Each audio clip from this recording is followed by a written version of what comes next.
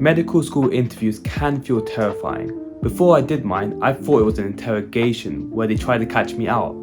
But after actually doing mine, I realized that they're just structured conversations and the interviewers genuinely want to bring out the best out of you. Hi, my name is Azim, and last year I managed to get 3 medical school interviews and managed to turn that into 3 unconditional offers. In this video, I'll share what each interview was like, how I prepared, and the biggest lessons I learned that helped me succeed. Hopefully this will give you a clearer idea of what to expect and make you feel a lot more prepared. My first interview was in December, and to be completely honest with you, it was the hardest interview. I remember walking out of that interview thinking I completely flopped it, as the questions I got wasn't really what I prepared for exactly. I remember being thrown off as I was expecting the normal questions like why medicine or tell me about a time, but instead I kept getting lots of curveball questions that made me think logically under pressure. From that experience, the main lesson I could give you is that your first experience will probably feel like a shock,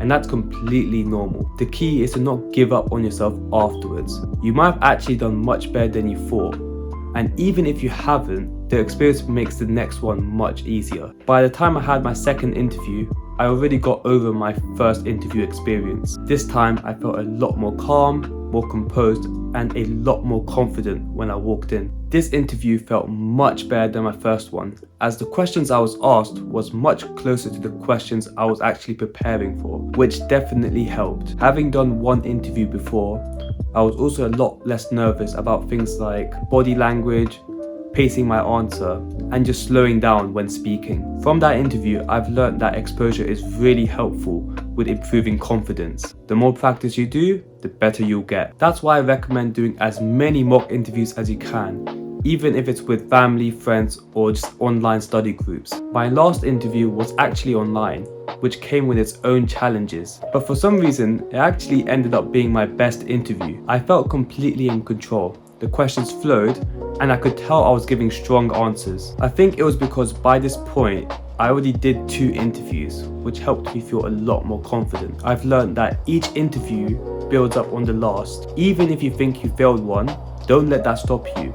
Use that as practice and momentum for the next one. Now you may be wondering, how did I actually prepare for my interviews? For the interview content, I made sure to learn the ethical pillars, the NHS core values, and the GMC guidelines. And I also kept some current medical issues or medical topics in mind. But one of the things I did that really helped is creating Anki flashcards for common questions like why medicine. However, I didn't write full answers. I would actually advise against that, as you end up sounding robotic and you'll likely forget what you're saying. So what I did instead was just writing 3 bullet points covering the main topics or key points. Doing this forced me to think on the spot and just speak a lot more naturally. I also practiced with other applicants on Discord servers, which really helped with just the exposure and also receiving feedback. So to summarize, don't memorize answers, prepare bullet points and structure instead, as this will help you be a lot more flexible and confident, but also sound a lot more natural. One of the biggest challenges I faced when I was doing my interviews was when the interviewer gave me a cold face. They had no reaction, no smile, just a blank stare. It really threw me off the first time, as I started stuttering a lot.